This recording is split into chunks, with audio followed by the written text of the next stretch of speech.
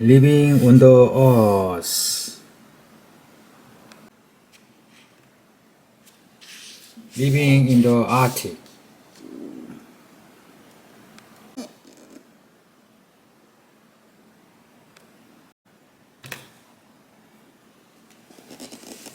Previous page, lantern glow, glides a Greenland Inuit and his igloo, a temporary hut, built a snow block of a new night shelter on a track. Previous page, this one, yeah.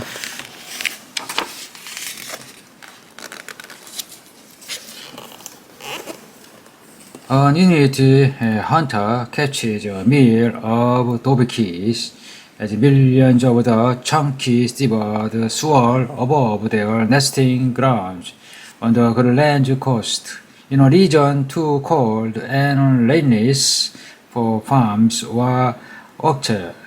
The diet of birds, mammals, and fish give Arctic dwellers these nutrients they need to survive. Today, they live in two worlds, but belong to neither.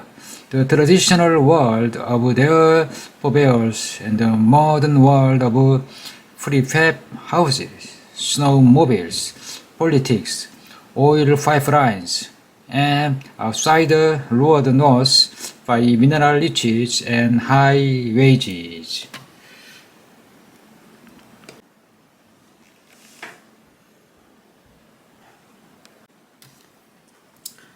The frozen Northland, ice, snow, tundra, and rock covers the land liming the Arctic Ocean, where the tilt of Earth's axis spins an intricate fragile web of existence. In winter, the sun disappears for weeks or months, depending on latitude. In summer, even the midnight sun is raised at an angle and never directly overhead, cannot saw the permanently frozen ground. The tundra thin toil underlain by this permafrost can support only lichens and mosses, grasses, and small plants, and a few stunted trees. Precipitation averages just 10 inches a year, making the Arctic a freeze desert. Temperature often falls to minus 40 degrees Fahrenheit, equal minus 40 degrees Celsius in winter, when winds blast unhindered across the ice-bound seas and treeless land. Clearly, this region would seem unfit for human habitation, and yet people have lived here thousands of years, people who adapted to the Arctic rigor and learned to use its bountiful wildlife. People who call this majestic wilderness is Unasikak, the beautiful land.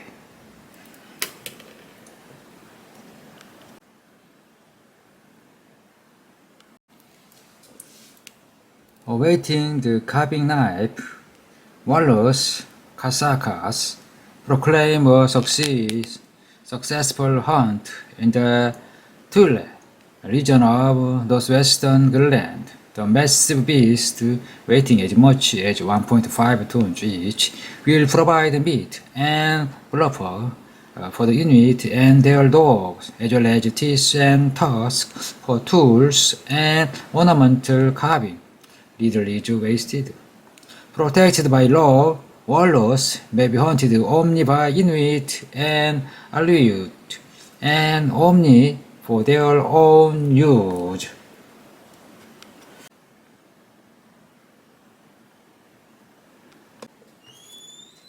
In the blustery cold of northern western Greenland, Inuit hunters however harpooned seal into ice. Elsewhere in the Arctic, rifles have largely replaced harpoons, but Inuit women still use the traditional willow woman's knife to clean sealskin. The women stretch the hides to dry in the sun, then make them into boots, sole, pants, and parkas, songs, and dog harnesses. Next page.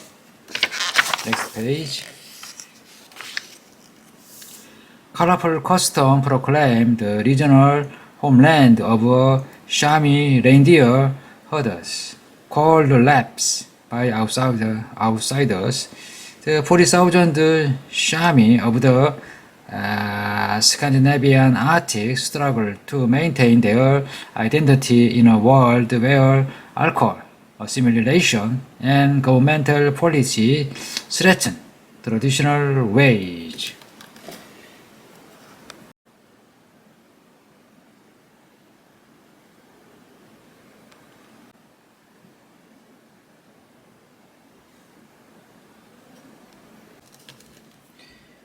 Moving pens of burlap and wire mesh drives reindeer into coral during spring roundup in Norway.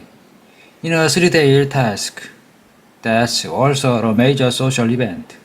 Sami herders bring the animal from tundra wintering grounds to be sorted, counted, and then escorted to coastal or highland thermal pasture. Vaccination left expensive but compulsory in Finland helps protect the deer from fly larvae, which can lodge in their throat and cause suffocation. Although more and more Sami are taking salaried jobs, the number of deer is increasing. Overcrowding strains their poor resources and perhaps their psyches. Reindeer are now found to have stomach ulcer.